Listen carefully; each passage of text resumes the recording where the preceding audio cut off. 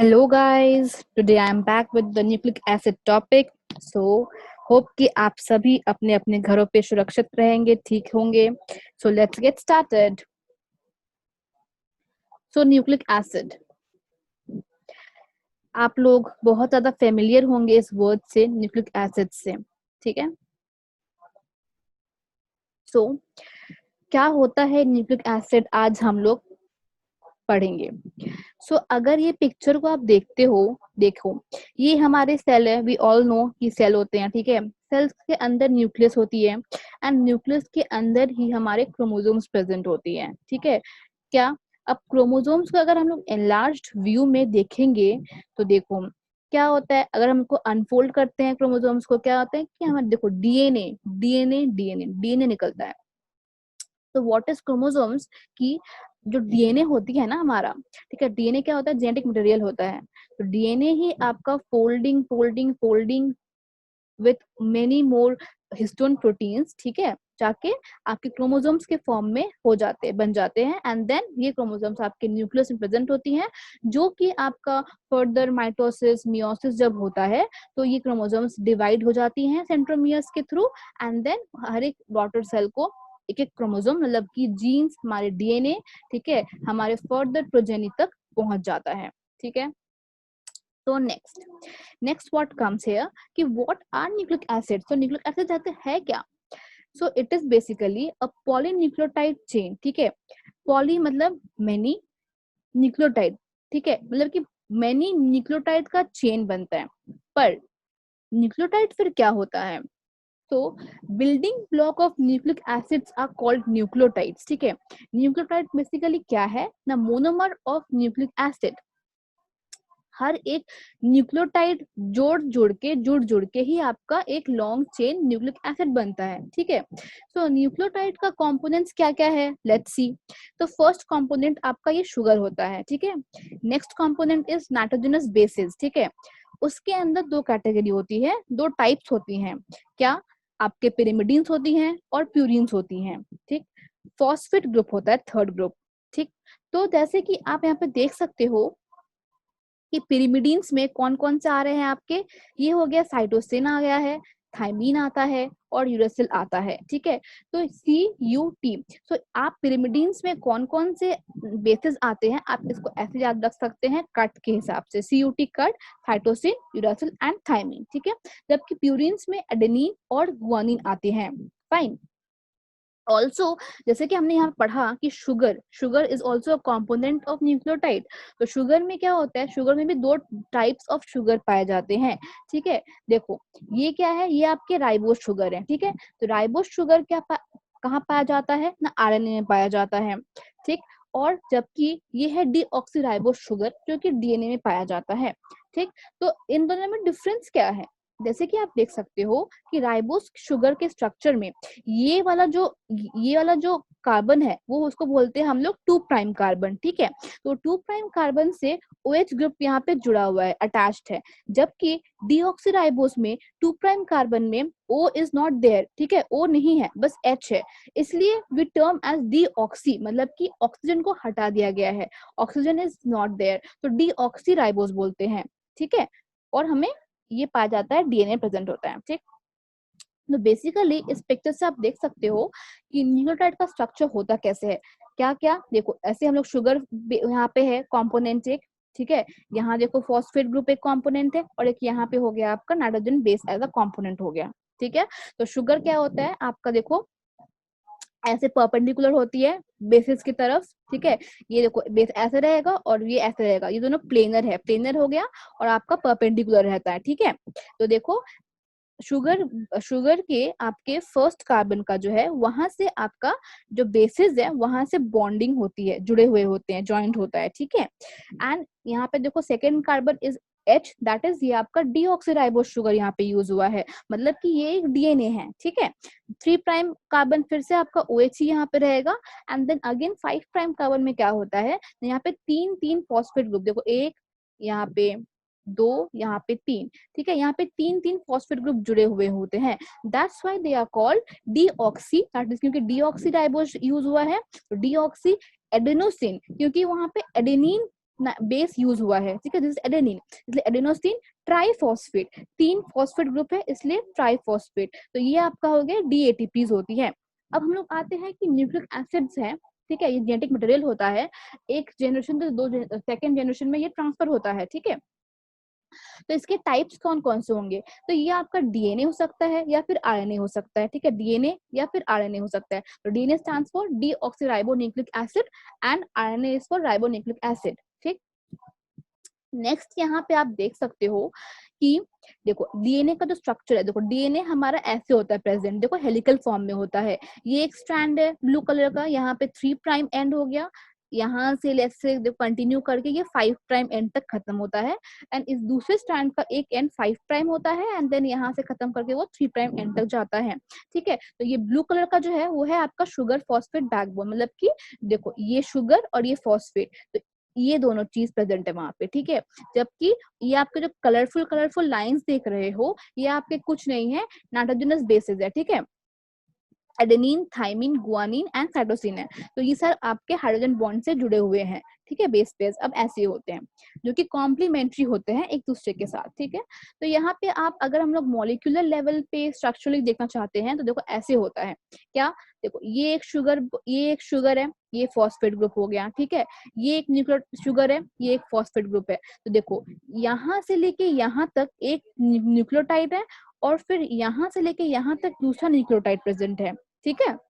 तो जो न्यूक्लियोटाइड यहाँ पे ज्वाइन हो रहा है तो ये एक स्ट्रैंड हो गया, इनसे क्या है, इस शुगर से देखो यहाँ पे थाइमिन जुड़ा हुआ है और इस शुगर के कार्बन से यहाँ पे गुआनिन जुड़ा हुआ है, ठीक है। तो ये एक स्ट्रैंड हो गया, ये आपका शुगर फॉस्फेट बैकबोन इसलिए कहते हैं, ठीक है। अब क्या है, अब जो नेक्स्ट स्ट्रैंड है यहाँ पे, इसका भी यहाँ पे देखो शुगर यहाँ पे है, इधर ये शुगर है, इधर फॉस्फेट ग्रुप है, इधर फॉस्फेट ग्रुप है, ठीक है। तो ये पूरा यहाँ से लेके यहाँ तक एक न्यूक्लियोटाइड बन गया है और फिर यहाँ से लेके यहाँ तक एक दूसरा न्यूक्लियोटाइड है जो कि जुड़ रहा है, ठीक है। एंड यहाँ से क्या है, इस शुगर से साइटोसिन ग्रुप आपका अटैच्ड है और यहाँ से एडेनिन ग्रुप अटैच्ड है, ठीक है। अब क्या है, वी नो दैट कि एडेनिन थाइमिन के साथ बॉन्ड बनाता है जबकि गुआनिन साइटोसिन के साथ बॉन्ड बनाता है, ठीक है। सो एडेनिन के साथ देखो यहाँ पे क्या है, हाइड्रोजन बॉन्ड्स बन रहे हैं यहाँ पे 2, एंड गुआनिन साइटोसिन के साथ यहाँ पे 3 हाइड्रोजन बॉन्ड्स बन रहे हैं। होप कि आपको ये स्ट्रक्चर क्लियर होगा। Next we come to the primary structure of DNA, ठीक है। देखो क्या है, हम बोलते रहते हैं कि हाँ भाई 5 प्राइम टू 3 प्राइम होता है डीएनए, या 3 प्राइम से 5 प्राइम का स्ट्रैंड है, तो वो हम लोग क्यों बोलते हैं, तो आज हम लोग उसको मालूम करेंगे। व्हाट इज देखो मैंने इससे कहा था कि ये एक पूरा एक स्ट्रैंड है, ठीक है, ये पूरा एक स्ट्रैंड है। अब इसमें क्या है कि देखो यहाँ से यहाँ तक एक पूरा न्यूक्लियोटाइड है, यहाँ से यहाँ तक दूसरा न्यूक्लियोटाइड है, यहाँ से यहाँ तक देन तीसरा न्यूक्लियोटाइड है, यहाँ पे 3 न्यूक्लियोटाइड्स ज्वाइंट हुए हैं, ठीक है। अब क्या होता है कि देखो ये जो फर्स्ट न्यूक्लियोटाइड है ना, उसका जो 5 प्राइम कार्बन है उससे जो फॉस्फेट ग्रुप है अटैच्ड, ठीक है, वो क्या है, वो आपका यहाँ पे फ्री है, वो किसी के साथ बॉन्डिंग नहीं कर रहा है, ठीक है। अब जो नेक्स्ट अब क्या होता है, ये जो यहाँ पे आप देख रहे हो ना, यहाँ पे आप जो देख सकते हो, ठीक है, यहाँ पे आपका OH ग्रुप होगा, ठीक है, OH ग्रुप था 3 प्राइम कार्बन पे, इस शुगर के 3 प्राइम कार्बन पे OH ग्रुप था, लेकिन ये OH ग्रुप के साथ नेक्स्ट आप न्यूक्लियोटाइड का जो फॉस्फेट ग्रुप है ना, फॉस्फेट ग्रुप था, वो बॉन्डिंग करके, ठीक है, आपका जुड़ गया, बॉन्ड बना लिया, ठीक है। जैसे कि आप देख सकते हो यहाँ पे, ठीक है, देखो यहाँ पे 3 फॉस्फेट ग्रुप था, ठीक है, यहाँ पे बेस था, ये पूरा एक न्यूक्लियोटाइड का स्ट्रक्चर है। इस बॉन्ड को हम लोग कहते हैं एन ग्लाइकोसिडिक बॉन्ड कहते हैं, ठीक है, और ये सारे आपके फॉस्फोएस्टर बॉन्ड बोला जाता है। जबकि अब देखो 2 न्यूक्लियोटाइड के बीच ये जो आप देख रहे हो ना, यहाँ पे ऐसे जो है, ये वाला जो है ना, ये आपका फॉस्फोडाइएस्टर बॉन्ड कहते हैं। 2 न्यूक्लियोटाइड्स के बीच जो लिंक करता है बॉन्ड, वो आपका फॉस्फोडाइएस्टर बॉन्ड कहलाता है। अब देखो फर्स्ट का तो चलो हमें पता चल गया कि हाँ भाई फॉस्फेट ग्रुप फ्री रहता है 5 प्राइम कार्बन पे जो अटैच होता है। जो हमारा लास्ट ऐसे करते करते न्यूक्लियोटाइड आएंगे और अटैच करते रहेंगे। जो लास्ट न्यूक्लियोटाइड प्रेजेंट होता है, ठीक है, उसकी जो शुगर है, ठीक है, उसके शुगर में क्या हो गया, 3 प्राइम कार्बन पे देखो यहाँ पे OH ग्रुप फ्री है, ठीक है, ये यहाँ पे फ्री है, तो दैट्स व्हाई वी कॉल कि 5 प्राइम एंड मतलब एक 5 प्राइम कार्बन इस साइड हो गया एंड दूसरे साइड आपका 3 प्राइम एंड फ्री रहता है, इसलिए हम लोग को 5 प्राइम से 3 प्राइम कहते हैं, ठीक है, this is only the reason. अब नेक्स्ट स्लाइड देखो, अब I am discussing about differences between DNA और आपका आरएनए, ठीक है, ये जानना बहुत बहुत बहुत जरूरी है, आपका कंसेप्ट बेसिक से क्लियर होना चाहिए, तो आगे फर्दर स्टडीज में, हायर स्टडीज में आपको बिल्कुल भी प्रॉब्लम नहीं होगी। तो देखो डीएनए क्या होता है, नॉर्मली डीएनए आपका डबल स्टैंडर्ड हमको मिलता है, ठीक है, और आरएनए क्या होता है, सिंगल स्टैंडर्ड होता है, ठीक है। डीएनए में कौन सा शुगर यूज होता है, डीऑक्सीराइबोस शुगर यूज होता है, जबकि आरएनए में क्या होता है, राइबोस शुगर यूज होता है, ठीक है। डीएनए में क्या होता है, डीएनए में जो बेसिस यूज होती है ना, उसमें तो क्या होता है, थायमीन, ठीक है। देखो यूज क्या क्या होता है, अब डीएनए और आरएनए में कॉमन क्या क्या है ना, दोनों ही आपका एडेनिन, साइटोसिन और गुआनिन को यूज करते हैं एज अ बेस, ठीक है, और also both have sugar and phosphate backbone. तो डिफरेंस कहाँ पे आया, डिफरेंस यहाँ पे आया कि डीएनए में क्या होता है कि थायमीन यूज होता है, जबकि आरएनए में क्या होता है कि आपका यूरासिल यूज होता है, ठीक है। एंड ऑल्सो डीएनए कंटेन्स और स्टोर्स जेनेटिक इन्फॉर्मेशन, और ये जेनेटिक इन्फॉर्मेशन जब आपका आरएनए में कन्वर्ट होता है एमआरएनए में, जबकि ट्रांसक्रिप्शन कहते हैं हम लोग, वो क्या करता है, वो प्रोटीन के स्ट्रक्चर को फॉर्म करता है फर्दर बाय ट्रांसलेशन प्रोसेस, ठीक है। अब देखो डीएनए में क्या होता है, सेल्फ रेप्लिकेट कर सकते हैं बाय रेप्लिकेशन प्रोसेस, जबकि आरएनए सेल्फ रेप्लिकेट नहीं कर सकता है, ठीक है। यहाँ पे आरएनए के मल्टीपल स्ट्रक्चर्स होते हैं, या फिर टाइप्स बोल सकते हो आप लोग, की एमआरएनए होता है, आरआरएनए होता है, टीआरएनए होता है, ठीक है। हाँ ऑल्सो डीएनए क्या है, लास्ट फॉर लॉन्ग, मतलब कि डीएनए स्टेबल होता है, जबकि आरएनए क्या होता है, स्टेबल नहीं होता है। ये स्टेबल होने का रीजन इसलिए ये ऐसा है कि हमने जैसे ही पढ़ा था, देखो पिछले स्लाइड में क्या था कि जो डीएनए है हमारा, देखो इसमें क्या था कि जो डीएनए में था, डीएनए में देखो हमारा ये OH ग्रुप एब्सेंट था, ठीक है, बस यहाँ पे H है, O एब्सेंट है, जबकि आरएनए में क्या है, आरएनए में यहाँ पे O प्रेजेंट है, तो ये मोड अनस्टेबल होता है और ये मोड स्टेबल होता है। अनस्टेबल मतलब कि क्या हो गया, मतलब कि वो शांति से नहीं बैठने वाला, वो बहुत एनर्जेटिक रहता है। अनस्टेबल लोग बहुत एनर्जेटिक होते हैं नॉर्मली, एंड वो किसी और के साथ बॉन्ड बना देगा या कुछ करेगा, ठीक है, किसी के साथ रिएक्शन कर लेगा, जबकि वी वांट कि कुछ स्टेबल रहे, ठीक है, स्टेबल, दैट्स व्हाई आपका DNA is more stable then RNA, ठीक है। तो देखो ये आपका हो गया। तो अब हम लोग नेक्स्ट स्लाइड पे आते हैं। यहाँ पे मैंने बेसिकली पिरिमिडीन्स और पप्यूरिन्स के स्ट्रक्चर्स को कहा कहा बताया गया है, दिखाया है कि साइटोसिन ऐसे स्ट्रक्चर होती है इसकी, ठीक है, थायमिन ऐसा होता है, गुआनिन ऐसी होती है, एडेनिन ऐसा होता है, ठीक है। अब ऐसा क्वेश्चंस भी आता है कि हाँ भाई जी और सी के बीच तो भाई 3-3 हाइड्रोजन बॉन्ड बन जाते हैं, लेकिन फिर एडेनिन और थायमिन के बीच फिर 2 हाइड्रोजन बॉन्ड क्यों बन रहे हैं, what is the reason behind it, ठीक है। तो लेट्स नो, देखो क्या होता है, से गुआनिन और साइटोसिन का आप स्ट्रक्चर देख सकते हो, ठीक है, ये क्या हो गया, ये आपका गुआनिन का स्ट्रक्चर है, ये आपका साइटोसिन का स्ट्रक्चर है, ठीक है। अब देखो हाइड्रोजन बॉन्ड कब बनता है, वी नो दैट कि जब आपका इलेक्ट्रोनेगेटिव एटम होता है, जब वो दूसरे इलेक्ट्रोनेगेटिव एटम के हाइड्रोजन से जो लिंक्ड है, ठीक है, वो प्रेजेंट होता है, तभी आपका हाइड्रोजन बॉन्ड बन सकता है, ठीक। देखो यहाँ पे O इज ऑल्सो इलेक्ट्रोनेगेटिव, यहाँ N is also electronegative, N से जुड़ा हुआ जो हाइड्रोजन होता है वही आपका इस दूसरे इलेक्ट्रोनेगेटिव एटम्स के साथ हाइड्रोजन बॉन्ड बना सकता है, ठीक है। तो यहाँ क्या होता है, अब इस ओरिएंटेशन में क्या आप लोग देखा जाता है कि हाइड्रोजन बॉन्ड बन रहा है, यहाँ पे भी सेम है, जो N ग्रुप है, ठीक है, इलेक्ट्रोनेगेटिव, इसका H से आपका यहाँ का H बॉन्ड बना रहा है, और यहाँ पे भी सेम है, यहाँ पे O एंड O, ठीक है। अब देखो ये क्या, ये स्टेबल है, क्यों, क्योंकि ये क्या करता है, ये आपका लीनियरली बना रहा है, लीनियरली 180 डिग्री पे हाइड्रोजन बॉन्ड बन रहे हैं, that's why what they are stable. तो देखो यहाँ पे आपका स्ट्रक्चरली उसका ऐसा होता है कि उनके सामने सामने ऐसे मोइटी बन जाती है कि वो H बॉन्ड बना देते हैं, ठीक है, इसलिए हमें 3 बॉन्ड बनती है, तो गुआनिन और साइटोसिन के बीच में 3 बॉन्ड्स बनते हैं, ठीक है। जबकि यहाँ पे बस 2 ही अवेलेबल है, देखो यहाँ पे बस ये जो N है इसका H जो ग्रुप है, और यहाँ पे C का O ग्रुप, मतलब O जो ग्रुप है, इलेक्ट्रोनेगेटिव, ठीक है। ये दोनों आमने सामने आ रहे हैं तो वो H बॉन्ड बना रहे हैं, ठीक है। और यहाँ पे N ग्रुप है, यहाँ के H है, तो यहाँ पे बना रहे हैं। इसके अलावा देखो यहाँ पे क्या है, अगर तुम बोलते हो कि ये और ये फिर क्यों नहीं बना रहे हैं भाई, ठीक है, तो देखो क्यों नहीं बना रहे हैं, क्योंकि देखो यहाँ पे तो O इज इलेक्ट्रोनेगेटिव आप देख सकते हो, लेकिन यहाँ पे N के साथ H ग्रुप कहाँ है, यू शुड बी आपके पास H भी होना चाहिए, you should be having H also, तभी तो हाइड्रोजन बॉन्ड बनेगा ऐसे ऐसे कर करके, बट ये नहीं बनेगा, ठीक है, तो इसलिए नहीं बनता है। तो मोइटी ही ऐसे होती है कि उनके स्ट्रक्चरली ऐसे होती है कि आपका दो दो अवेलेबल है ऐसा पोजिशन, इसलिए यहाँ पे 2 बॉन्ड बनते हैं, यहाँ पे 3 बॉन्ड बनती हैं, ठीक है। आई होप कि आपको अब क्लियर होगा कि हाँ भाई ए और टी के बीच 2 बॉन्ड क्यों बनते हैं, जबकि जी और सी के बीच 3 बॉन्ड क्यों बनते हैं, ठीक है। अब देखो, अब आप लोग ने सुना होगा एक टर्म न्यूक्लियोसाइड्स और दूसरी टर्म न्यूक्लियोटाइड्स, तो भाई इन दोनों में फर्क क्या है, कंफ्यूजन कंफ्यूजन कंफ्यूजन, ठीक है। तो देखो बहुत ही आसान है, बस क्लियर करो कंसेप्ट, ध्यान से सुनो इस वीडियो को, सब समझ आएगा। देखो न्यूक्लियोसाइड में क्या होता है कि उसमें क्या होता है ना, एक तो हमारे पास शुगर है, ठीक है, component, and the next component is आपका एन बेसिस, नाइट्रोजन बेसिस, ठीक है। तो क्या होता है कि न्यूक्लियोसाइड में बस शुगर और नाइट्रोजन बेसिस प्रेजेंट होती है, ठीक है।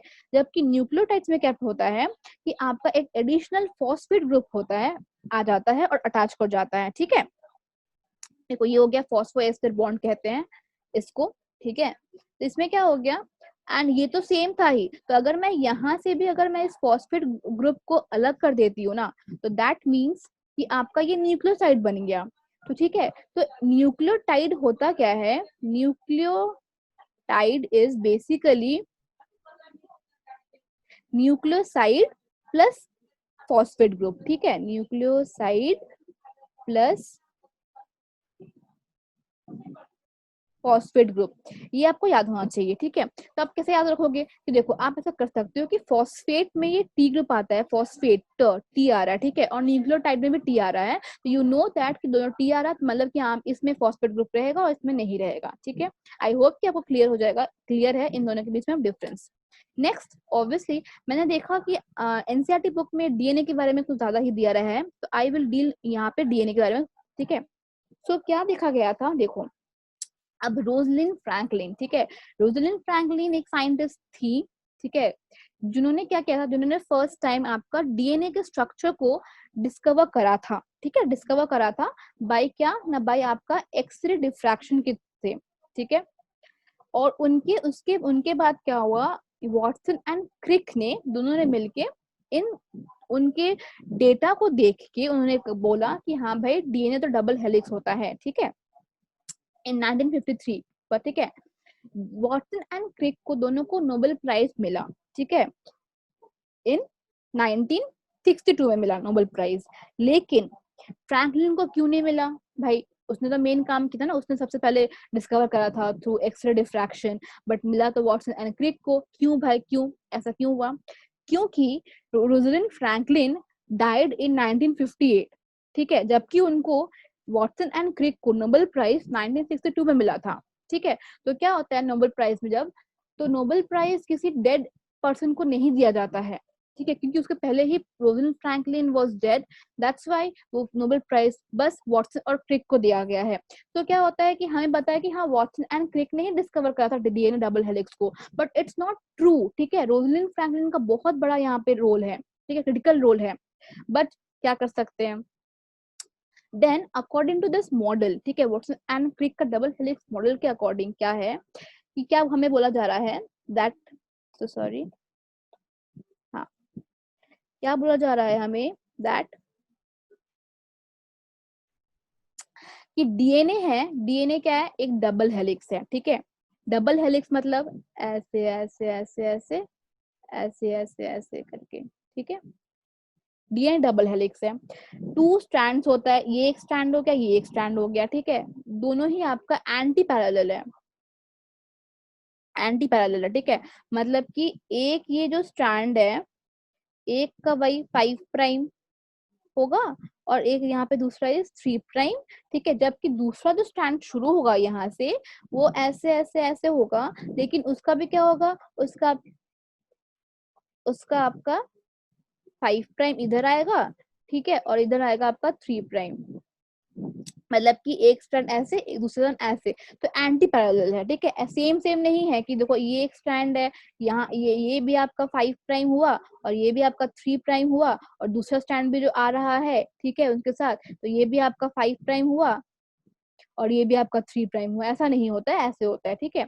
बैकबोन मैंने जैसे पहले ही बोला था आप लोगों को कि हाँ वो शुगर और फॉस्फेट से बना हुआ होता है। ऑल्सो मैंने आपको कहा था देखो नाइट्रोजन बेस होता है एट प्रोजेक्टेड मोड और less perpendicular to the backbone face inside, ठीक है। एज द मैं बताती हूँ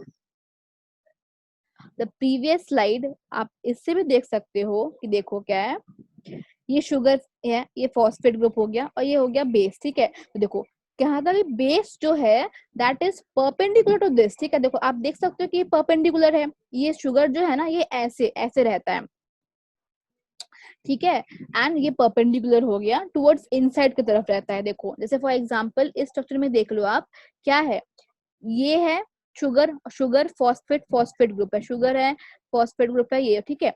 अब क्या इसमें देखो, ये देखो परपेंडिकुलर भी होगा ये, प्लस यहाँ पे इनर साइड में प्रेजेंट है, इनर साइड में प्रेजेंट है, तभी तो आपका बॉन्डिंग हो रहा है ना, एच बॉन्डिंग हो रहा है। अगर सोचो ये वाला जो ग्रुप है, अगर ये वाला इस साइड प्रेजेंट होता और ये भी अगर हमारा इस साइड होता प्रेजेंट, तो भाई दूसरे स्टैंड के साथ बॉन्डिंग कैसे होता, दोनों में कॉम्प्लीमेंट्री बेस पेयरिंग हो ही नहीं पाती ना। तो इसलिए क्या होता है कि स्टैंड के क्या होता है, शुगर के आपके परपेंडिकुलर भी होती है basis and plus inner side में फेस्ड होते हैं, ठीक है। आई होप कि आपको क्लियर होगा वो लाइन अब, ठीक है। Next we move on to कि we also know that adenine क्या करता है ना, थायमिन के साथ पेयर कप करता है एंड गुआनिन करता है साइटोसिन के साथ। तो we know that purine, purine जो होती है, ठीक है, वो पेयर अप करती हैं पिरिमिडिन्स के साथ, ठीक है, पिरिमिडिन्स के साथ। अब हमारा देखते हैं कि हम लोग का डीएनए जो है, डीएनए का पिच जो है 34 एंगस्ट्रॉम का होता है, राइस पर base pair is 3.4 angstrom. Common सबसे मोस्ट कॉमन डीएनए जो यूज होता है उसको बी डीएनए कहते हैं। डीएनए के अलग अलग फॉर्म होते हैं, ए डीएनए, बी डीएनए, सी डीएनए, जेड डीएनए, ठीक है, लेकिन जो मोस्ट कॉमन हम लोग पढ़ते हैं या यूज करते हैं that is B DNA present होता है, ठीक है। And near about 10 base pair पर टर्न होता है। बेस पेयर मतलब वही न्यूक्लियोटाइड को ही बेस पेयर कहते हैं हम लोग, कि 10 न्यूक्लियोटाइड एक टर्न पर 10 न्यूक्लियोटाइड प्रेजेंट होगा, ठीक है। तो ये मोर क्लियर हो जाएगा नेक्स्ट स्लाइड से आपके।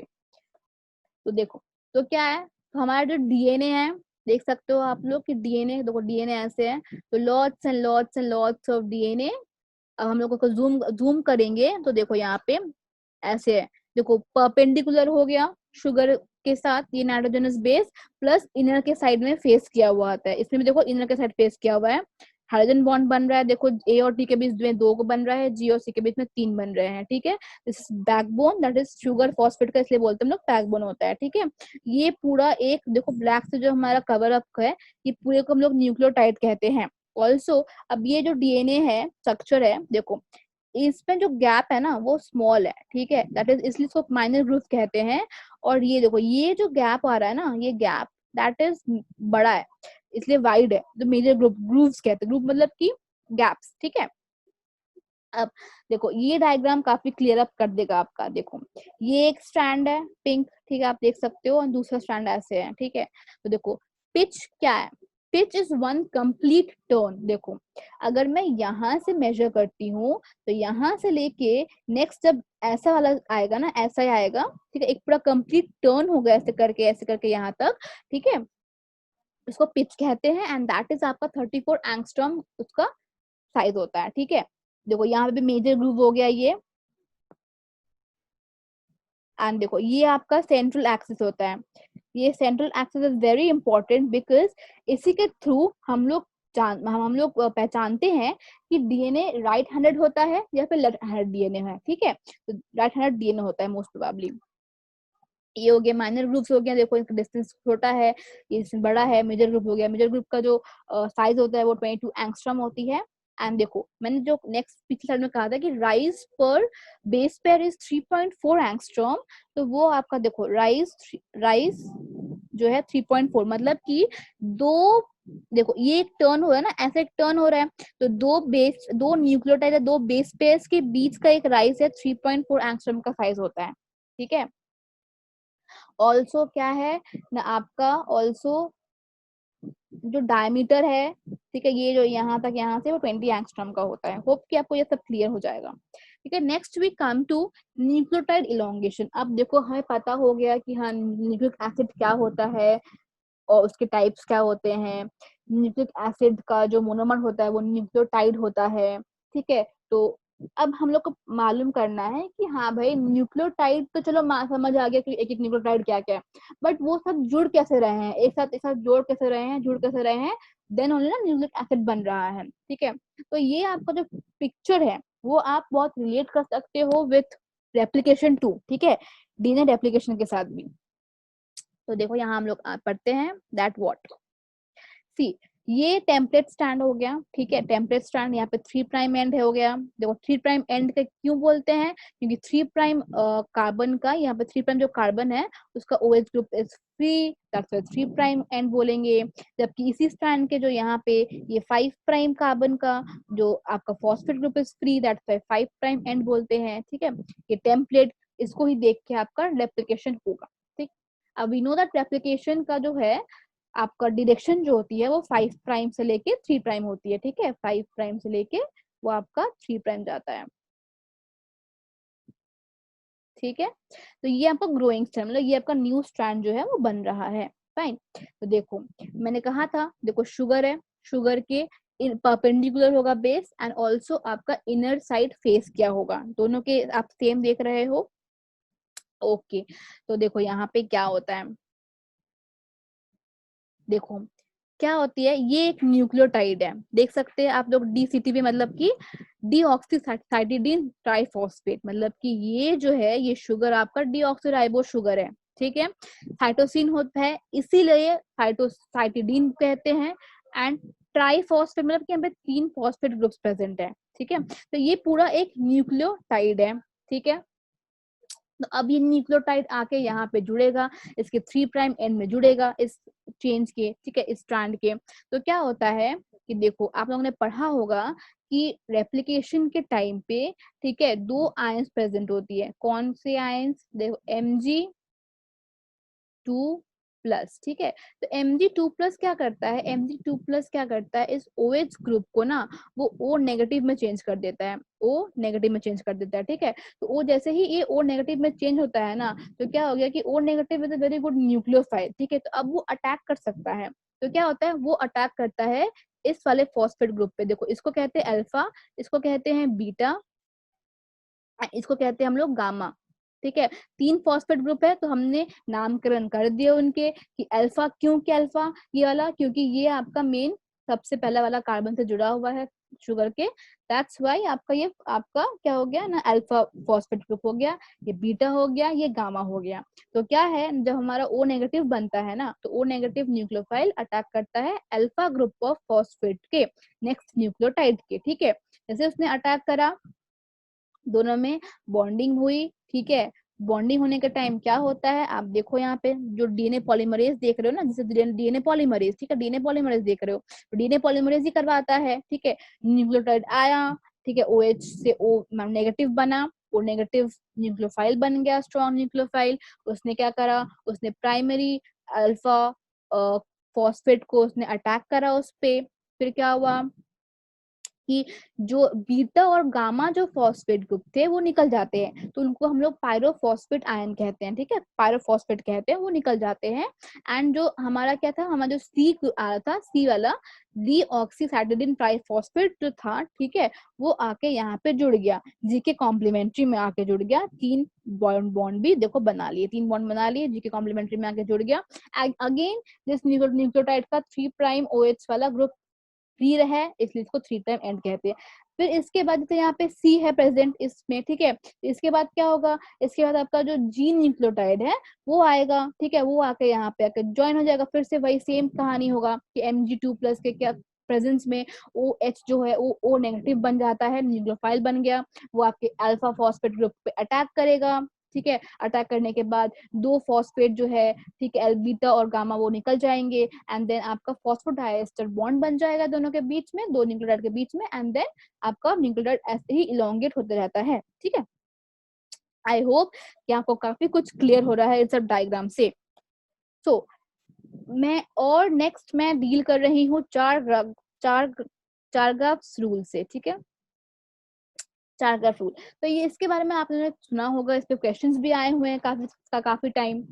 तो चार ग्राफ रूल बोल क्या रहा है, देखो। तो चार ग्राफ रूल ये बोल रहा है दैट कि DNA has equal number of adenine and thymine residues, ठीक है।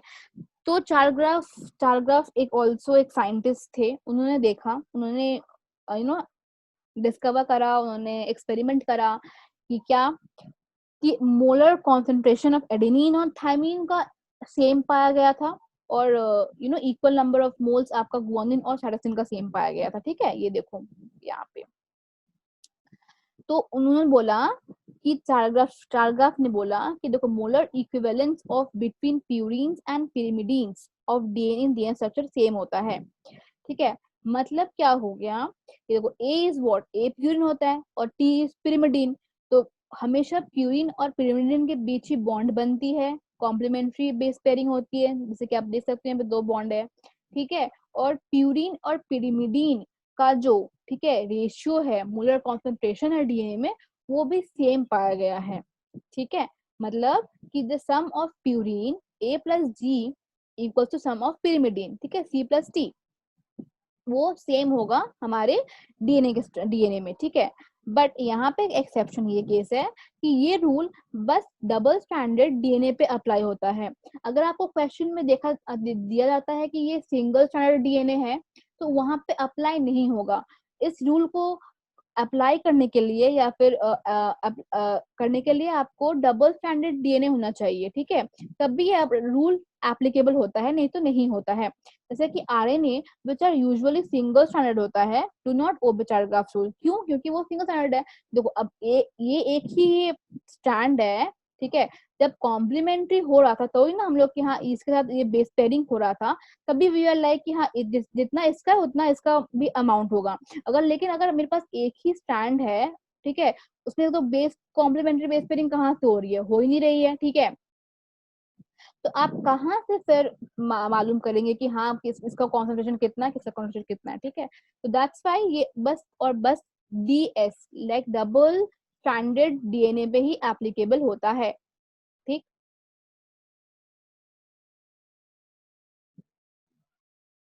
ओके, सो देखो यहाँ ये तो एक इम्पोर्टेंट है ही कि sum of purine equal to sum of pyrimidines, ठीक है।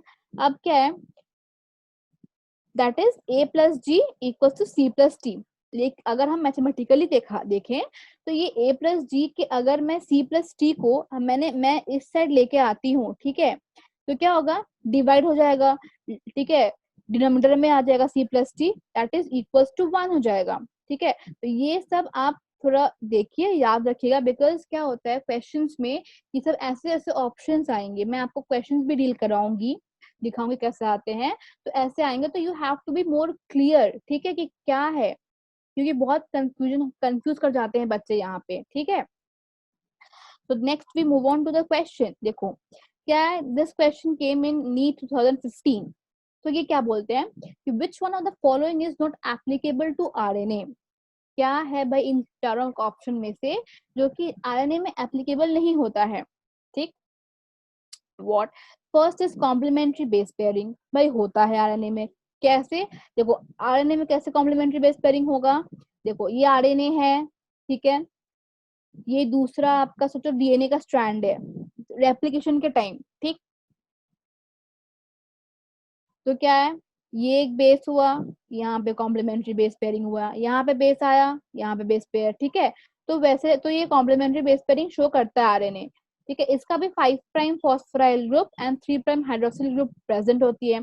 इसका भी भैया 5 प्राइम ग्रुप होता है एक साइड और एक साइड 3 प्राइम एंड होती है, तो ये भी सही है अबाउट आरएनए, ठीक है। हेट्रोसाइक्लिक नाइट्रोजनस बेसिस प्रेजेंट होती है, भाई आरएनए में भी हमने हमने पढ़ा है कि ए यू और जी सी ये सब होती हैं, प्रेजेंट होती हैं, तो ये भी सही है। Chargaff rule, Chargaff rule मैंने पिछले स्लाइड में ही बताया अभी कि applicable not applicable for to RNA, क्योंकि आरएनए सिंगल स्ट्रैंडेड होती है। तो इस देखो इस पे तो देखा आपने, एक स्टेटमेंट से ही कैसे क्वेश्चंस आ जाते हैं। अगर आपको ये स्टेटमेंट याद नहीं रहे तो बहुत दिक्कत हो जाएगी। नहीं तो आप इस ये तो इजी क्वेश्चन है, ये आप हिट एंड हिट रूल से भी आप कर सकते हैं, हिट एंड ओमिट रूल, ठीक है। क्या जैसे कि क्योंकि ये प्रेजेंट है, ये सब होता है, तो of course the last option is left, तो वही होगा हमारा आंसर, ठीक है। नेक्स्ट क्वेश्चन क्या है, देखो Chargaff's rule for DNA based pairing indicates that A equals to C and G equals to T. No, it's not possible, ठीक है। A equals to T होता है और G equals to C होती है। Next move on to A equals to T and G equals to C। तो ये हो सकता है, पर हम लोग बाकी दो ऑप्शंस भी चेक करेंगे, ठीक है। A equals to G और C equals to T भी नहीं होता है, ठीक है। A plus T equals to G plus C, क्या ये सही है? नो मैंने आपको पिछले स्लाइड में ही दिखाया था कि देखो a plus G equals to C plus T होता है, ना कि a plus T plus equals to G plus C होता है, ठीक है। तो ये भी रॉन्ग है। दैट मीन्स कि हमारा जो सेकंड ऑप्शन इज करेक्ट और यहाँ पे जो है आपका डी ऑप्शन इज करेक्ट, ठीक है। अब नेक्स्ट मूव ऑन करते हैं इस क्वेश्चन में। ये क्वेश्चन भी नीट 2015 में आया हुआ है, जिसमें क्या बोला जा रहा था इन सी अर्चिन डीएनए, ठीक है, विच इज डबल स्ट्रैंडेड। देखो यहाँ पे बताया गया है कि डबल स्ट्रैंडेड डीएनए है, क्योंकि तभी तो हमारा चार ग्राफ रूल एप्लीकेबल होगा, ठीक है। यहाँ बताया गया है कि 17% of the bases were shown to the cytosine, ठीक है। The percentages of other 3 bases expected to be present in the DNA are what, ठीक, क्वेश्चन मार्क। तो यहाँ पे 4 ऑप्शंस दे रखे हैं, मैंने देखो यहाँ पे सोल्यूशन बनाया है, ठीक है। देखो क्या अकॉर्डिंग टू क्वेश्चन क्या दे रखा है कि सी का जो परसेंटेज है दैट इज 17, ठीक है। And as per Chargaff's rule we know that कि percentage of C equals to percentage of G, जितना सी होगा उतना ही जी होगा। तो क्या मतलब इसका कि जी का परसेंटेज भी आपका 17% ही हो गया। अब क्या है, जी प्लस सी का जो परसेंटेज हो गया वो हो गया 34%। तो we know that A equals to T, that is कि 2x। कैसे 2x? हमें पता है कि A का जितना होता है मोलर कंसंट्रेशन उतना T का भी होता है। तो लेट अस सपोज कि हम अगर A को x मानते हैं तो T को भी x मानेंगे, क्योंकि दोनों सेम है, ठीक है। दैट इज 2x हो गया, ठीक है। अब क्या है, अब हम लोग इसको लिखते हैं A plus T plus C plus G equals to 100%, ठीक है, सबको मिला के।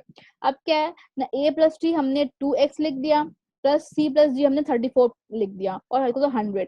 नेक्स्ट मैंने मैथमेटिकली बस सॉल्व करा है इसको कि 2x equals to 100 minus 34 that is 66% हो जाएगा, और x को निकालने के लिए डिवाइड बाय 2 दैट इज 33% हो जाएगा। मतलब कि a is 33%, t is 33%, c is 17 and g is 17। इसका मतलब कि option number C is correct, ठीक है।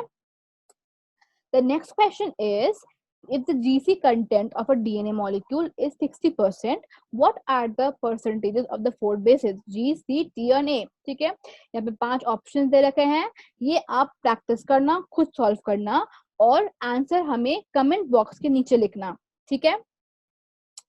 ट्राई दिस, मजा आएगा, ठीक है। इससे आपको मालूम चलेगा कि आपको कंसेप्ट समझ आया कि नहीं आया, ठीक।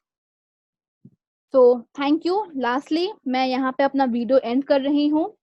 अगर आपको मेरी ये वीडियो पसंद आई है तो जरूर लाइक एंड शेयर कर देना। And if you are new to this channel तो please hit the red subscribe button. तो आज के लिए इतना ही, मिलते हैं नेक्स्ट वीडियो सीरीज में। Bye bye, take care.